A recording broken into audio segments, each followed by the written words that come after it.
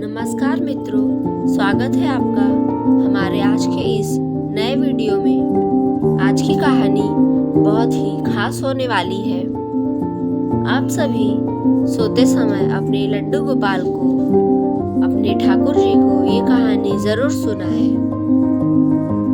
एक समय पहले की बात है।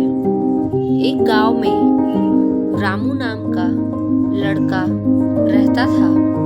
वह एक कृष्ण भक्त था और हमेशा भजन कीर्तन में लगा रहता था।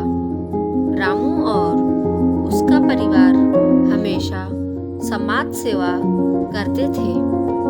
जगह जगह भगवान की कथाएं करवाते थे और जो लोग भगवान की भक्ति नहीं करते थे उन लोगों में भी भक्ति का प्रचार करते थे। रामू के पिताजी 80 वर्ष के थे। उन्होंने कई संस्थाएं खोली थी जो कि सबकी मदद करते थे। एक दिन गांव में 3 आदमी आए और गांव में अपना बसेरा बना लिया। तीनों आदमी गांव वालों से बिल्कुल अलग ही काम करते थे। सबको भगवान के विरुद्ध करने में लग जाते हैं। जहाँ जहाँ कीर्तन होता है वहाँ से लोगों को बहकाकर कहीं और ही लेकर चले जाते थे। रामू के पिताजी धर्मवीर की सारी संस्थाओं को उन लोगों ने देखा और कुछ साजिश रचने लगी। कुछ समय बाद रात हो गई। तीनों आदमी रात के घने अंधेरे में धर्मवीर के संस्था की ओर आ रहे थे। गांव में सब सो चुके थे। तीनों आदमियों के हाथ में जलता हुआ मशाल था। देखते ही देखते कुछ ही पलों में संस्था में उन लोगों ने आग लगा दी। आखिर कौन थे ये 3 आदमी और क्यों इन लोगों ने रामू के पिता धर्मवीर की संस्था को आग में जला दिया?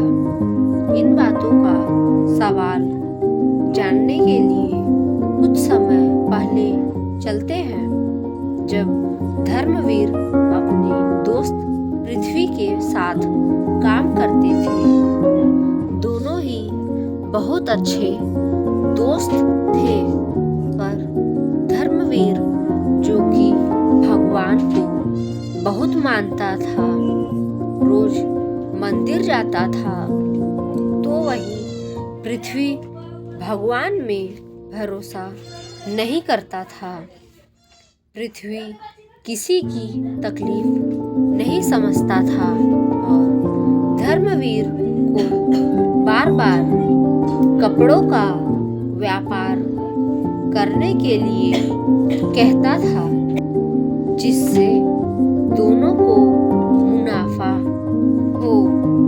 पर धर्मवीर लोगों से जुड़कर अच्छा काम करना चाहता था। इसलिए धर्मवीर ने पृथ्वी के साथ कपड़ों का व्यापार न खोलकर एक संस्था बनाई, जहां सभी की मदद की जाती थी। ये देखकर पृथ्वी जलन में आकर अपने दोस्त को ही अपना दुश्मन मान बैठा। ये तीनों आदमी उसी पृथ्वी के थे। उसने ही इन्हें धर्मवीर की संस्था को खत्म करने के लिए भेजा था। अगले दिन जब रामू ने देखा कि संस्था में आग लगाकर सब कुछ खत्म हो चुका है, तो वो रोते हुए अपने पिता के पास गया और सब बता दिया। धर्मवीर को समझते देर न लगी कि ये काम पृथ्वी ने किया है, पर फिर भी रामू को दिलासा देते हुए कहा कि जिसके ऊपर श्री कृष्ण की कृपा हो उसे चिंता नहीं करनी चाहिए, सब ठीक हो जाएगा। कुछ ही समय में पृथ्वी को समझ आ गया कि उसने कितनी बड़ी गलती की है। उसने कुछ ही दिनों में फिर से सब कुछ ठीक करके संस्था धर्मवीर को सौंप दिया और माफी मांग ली। इसीलिए कहते हैं ना, जिसके साथ भगवान हो उसका कोई कुछ नहीं बिगाड़ सकता। तो दोस्तों, कैसी लगी आपको आज की ये कहानी? हमें कमेंट करके ज़रूर बताएं और जाते जाते चैनल को सब्सक्राइब करके ज़रूर जाएं।